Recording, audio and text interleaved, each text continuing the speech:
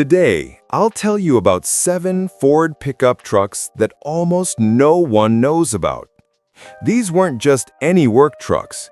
They were super pickups, created by Ford engineers to be the best of their generation. Some were too fast, others too experimental, and still others so ahead of their time that the company decided to simply hide them from the public. These models could have changed the entire history of American trucks. They could have become legends. But instead, they disappeared, shut down, forgotten, destroyed, or became mere prototypes that few people know about today. Today, I'll lift the veil of secrecy and show you 7 Ford super pickups that were created and then secretly disappeared. And I assure you, some of them will surprise you more than others. If not, throw stones at me. If you enjoyed the video, subscribe, like, and share it with your friends. Number 7. 1940 Ford half-ton pickup. One of the most recognizable and reliable pickups of the pre-war generation. And just so you understand, this model wasn't just a workhorse. It was the vehicle on which Ford essentially shaped the future style of its trucks for many years to come. 1940 was a time when the United States was just emerging from the Great Depression, and the market demanded a simple, durable, and affordable pickup truck. That's why Ford took an updated platform, strengthened the frame, and installed one of the most famous engines of the era, the flathead V8. This was the first mass-produced V8 engine available to ordinary people, and the fact that Ford offered such power in a work truck made the model incredibly appealing. Those who worked on these trucks prized them for 3 qualities: simple design, exceptional reliability, and the ability to be repaired in almost any barn. Marts were widely shared with Ford passenger cars, significantly reducing operating costs. But this truck had one often overlooked feature. 1940 was the last year Ford underwent a radical design update.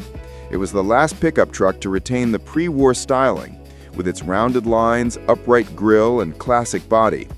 A year later, everything changed. Production ceased due to World War II, and these trucks virtually disappeared, becoming a rarity by the late 1940s. Another important point, the V8 version made the half-ton one of the fastest pickups of its time. Yes, by today's standards, that's laughable, but in 1940, it drove reliably, had good towing capacity, and ran all day without overheating. Therefore, in some parts of the U.S., these trucks were even used as small tow trucks and utility pickups. That's why the 1940 Ford half-ton is considered a transitional vehicle, the last classic Ford pickup of the pre-war period, and at the same time, the vehicle that laid the foundation for the future F-Series. So yes, this model rightfully belongs among the forgotten super pickups that could have become much more famous if not for the war and the changes in the market. Number 6. 1948 Ford F1. And this isn't just any old pickup. It's the first truck in the classic F-Series line, which still exists today and remains a bestseller in the US on many levels. In short, the F1 pioneered the formula by which Ford builds pickups today. After World War II, Ford completely redesigned its truck lineup. Before the war, pickups were essentially converted passenger cars. But in 1948, the company introduced its first truck, designed from the ground up as a truck. Therefore, the F1 is considered Ford's first true work platform.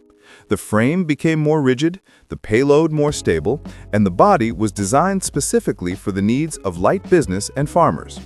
The design was simple but sophisticated. Separate cab and cargo compartment, completely redesigned suspension, reinforced axles, a more comfortable interior, a first for a work truck. Even the steering wheel and instrument panel were reconfigured compared to previous models. Ford realized that people spent all day in their pickups and began emphasizing comfort, hence the modern philosophy of works like a truck, drives like a car. Under the hood were 2 proven engines, a flathead i6, reliable and simple, and the legendary flathead V8, the same engine that made Ford famous back in the 1930s. It gave the F1 good low-end traction, making it suitable for farming and transportation. Why did this model disappear? Not because it was bad, on the contrary. But in 1953, Ford completely redesigned the lineup and introduced the F100, a more modern and distinctive design. The F1 has become a rarity. Some of the vehicles have worn out completely, others have been scrapped, and well-preserved examples are now highly prized and are revered as valuable collector trucks. And most interestingly, the F1 became the formula by which Ford still builds its F-150 and F-250. So this pickup isn't just an old Ford, it's the beginning of an era. Number 5. 1953 Ford F-100, one of the most important pickup trucks in Ford history. This wasn't just another truck, it was a model year that revolutionized the entire F-Series lineup, bringing it closer to the format we know today. 1953 was a milestone year for Ford. The company turned 50, and it was for this occasion that engineers updated the entire truck lineup. The F1 name was retired, and a new designation appeared for the first time, the F100, which would later become a legend. The change was the all-new driverized cab. For the first time, Ford officially announced that it was making the work truck driver-friendly.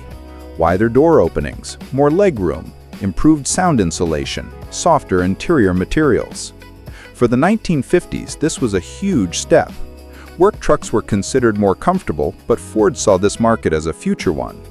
Under the hood were two proven engines, a 3.5-liter inline-six, reliable and easy to repair, and a 3.9-liter flathead V8. The last year featured in this video, in 1954, it was replaced by a new OHV V8. An important feature of the 1953 F100 was its improved suspension. The shock absorbers were relocated to reduce vibration and ensure load control.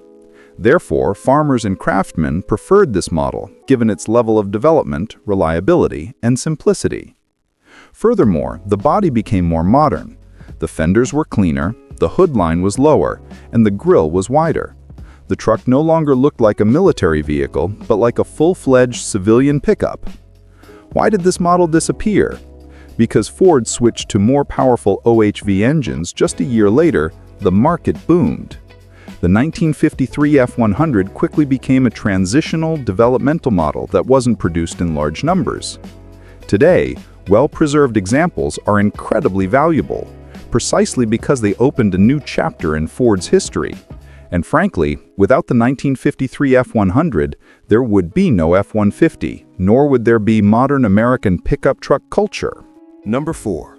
1962 Ford F100, one of the most controversial pickup trucks of the early 1960s. To understand why this model is important, you need to know one key thing. It was during these years that Ford was trying to completely reinvent the work truck concept. They experimented with design, production, and technology, sometimes successfully, sometimes not. The 1962 belongs to the unibody generation, produced from 1961 to 1963. The idea behind this design was that the cab and bed were combined into one unit. That is, there was no traditional gap between the cab and the bed. The whole thing was a single, seamless unit. Ford believed this would improve body rigidity, reduce vibration, and reduce production costs. On paper, the idea looked great, but in practice, things turned out to be much more complicated. The main problem was that the unibody didn't handle heavy-duty programming well. When the bed was loaded with fragile cargo, the frame would twist, causing the door to jam or close poorly. For light-duty applications, these designs were fine, but for farmers and the fitness industry, this was a serious drawback. Therefore, the 1962 F100 is considered a rare model today, not because of this flaw, but because Ford quickly abandoned this design. Despite its shortcomings, the vehicle had its strengths. Under the hood were reliable engines, a 3.6-liter inline-six, renowned for its durability, a 4.8-liter Y-block V8, a time-tested engine used in Ford pickups with a 1950s look. The suspension limited handling, but the interior was more comfortable than in the 1950s models, wider and more ergonomic. This was one of the first times Ford began to emphasize driver comfort, even in the working class. By the end of 1963, Ford completely abandoned the unibody and returned to the familiar cab and separate body design. And it is for this reason that the 1961 to 1963 pickups are now considered transitional and unusual. The 1962 F100 is an example of how Ford tried to innovate but ran into real limitations. Although this design didn't catch on, it played a role. Engineers gained a wealth of experience that was later applied to subsequent F-Series models. Number 3. 1965 Ford F-250. One of the most important work trucks of the 1960s. And if we're talking about Ford models, the 1965 F-250 was a testament to the company's accumulated experience, focusing on strength, reliability, and continuous improvement. The highlight of this year was the introduction of the new twin I-beam suspension. Ford introduced it in 1965 as a major upgrade to the F-Series engineering. This system utilized two different forged long arms, making the pickup more resilient to bumps and better able to control impacts. And while debate continues, the fact remains, the twin I-beam utilized measurements, and it was this that made the F-250 more significant than most other vehicles that have maintained such comfort over time. On the other hand, the F-250's DC rear suspension features heavy-duty leaf springs designed to handle the operating weight. It was this combination, independent front suspension and a rigid rear suspension, that made the F-250 a comfortable yet durable truck. Under the hood were proven Ford engines, a 4.9-liter inline-six, reliable, 20th generation, and easy to maintain. A 5.8-liter FE Series V8, which gradually reduces torque and is used in heavier F-250 variants. These engines were noted for their ability to easily withstand tens of thousands of kilometers without major repairs. The 1965 F-250 became one of those models that farmers, mechanics, and small businesses used literally until the last mile. The model also received an updated interior, a wider windshield, improved ventilation, and a redesigned instrument panel. This wasn't a colorful interior. It was a functional, practical cabin designed for people who spent all day in a pickup truck. Why does the 1965 F-250 stand out from other models today? It was the first year of a major lineup update, and it was this year that shaped the F-250's character as a rugged, hardy, and ancient truck. It became the ultimate workhorse, one you could rely on no matter the conditions. This model wasn't a concept, and it didn't fade into obscurity. It was simply so hard-working and rugged that all examples were scrapped after exemplary service. Therefore, well-preserved 1965 F-250s are rare today and prized by collectors. Number 2. 1968 Ford Ranger GT, one of the most interesting and underrated Ford pickup truck trim levels of the late 60s. It wasn't a mass-market truck, nor was it a specialized work truck. The Ranger GT is a rare, sporty trim level created by Ford at a time when muscle culture was at its peak. To understand why this model is important, it's important to understand the context. In the late 60s, Ford was actively developing its sporty styling. These were the years of the Mustang GT, Fairlane GT, and Torino GT. And the company decided to transfer some of this ideology to the pickup segment, creating the Ranger GT, a truck with sporty package elements. Essentially, the Ranger GT was a more premium and stylish model of the standard F-Series. Externally, it can be recognized by its standard details, decorative side moldings, chrome accents, extended hubcaps, signature GT badges, improved two-tone paint on some versions. But the most important thing is the interior. The Ranger GT received an upgraded interior rare for pickups of the time. A soft-touch dashboard, upgraded seats, decorative inserts, and a higher quality upholstery. For the late 1960s, this was a significant difference from standard performance models. Under the hood, several options were available: a reliable 240 and 300cc inline-six, and the most interesting option, a 390cc FE Series V8, which gave this pickup truck true muscle characteristics. With it, the Ranger GT pulled confidently, was faster than all the others, and easily maintained highway speeds. It's important to understand, the Ranger GT wasn't a sport truck in the true sense of the word. It was a stylish and distinctive package, aimed at those who wanted a pickup truck but with the comfort and appearance of the muscle car era. Why is this model considered rare today? Firstly, it was a limited production run. It was a niche trim level.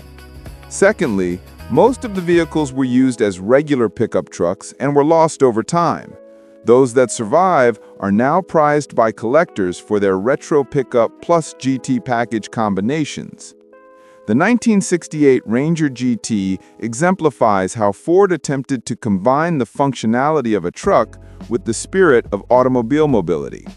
While this trim level never became widespread, it became an important part of the F-Series evolution and a rare reminder of Ford's experimentation during the muscle car era. Number 1.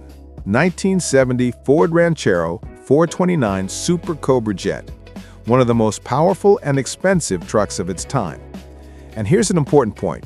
The Ranchero isn't a classic pickup truck. It's a passenger car, built on the Ford passenger car platform. But the 429 SCJ version was so extreme that today it's considered one of the most underrated muscle trucks in history. To understand the value of this truck, you need to know what the 429 Super Cobra Jet is. It's the most rugged engine of the 429 series. It was created specifically for drag racing and the heavy-duty Fords of the late 60s. It features a reinforced crankshaft, larger pistons, high-strength connecting rods, a massive oil cooler, a redesigned cylinder head with increased RPM. On paper, the 429 SCJ produced 375 horsepower, but this was an understatement. In reality, power was around 420 to 450 horsepower, making the Ranchero one of the fastest pickup trucks of its time. Important fact, the Ranchero 429 SCJ was one of the most conservative configurations of the 1970s. It was ordered less because it was more expensive than the standard model, required high-performance fuel, and was aimed at enthusiasts, not farmers. Many didn't even know such a configuration was available. Externally, the Ranchero Super Cobra Jet was almost indistinguishable from the regular models. Ford didn't make any aggressive body kits. The main clues were under the hood and in the VIN numbers. But the car could be had with the optional drag pack, with oil cooler, a different rear axle, improved cooling system, and shorter gear ratio. Essentially, it was a muscle car, but with a station wagon body and cargo bed added to it. On the track, the Ranchero 429 SCJ confidently ran the quarter mile in under 14 seconds, a level with many legendary muscle cars of the era. And yet, the car retained its full-fledged cargo function, a steel bed, a high payload capacity, and a robust frame. Why did this model disappear and become rare? The reason is that the era of environmental restrictions, lower compression ratios, and lower noise levels had already begun in 1971. The 429 SCJ lasted only a couple of years, and the Ranchero with this engine became the swan song of the classic, powerful V8 era. Today, a 1970 Ranchero 429 Super Cobra Jet is more than just a rarity. It's one of the most unusual hybrids in history. A muscle car in the front, a truck in the back, and an absolute monster under the hood.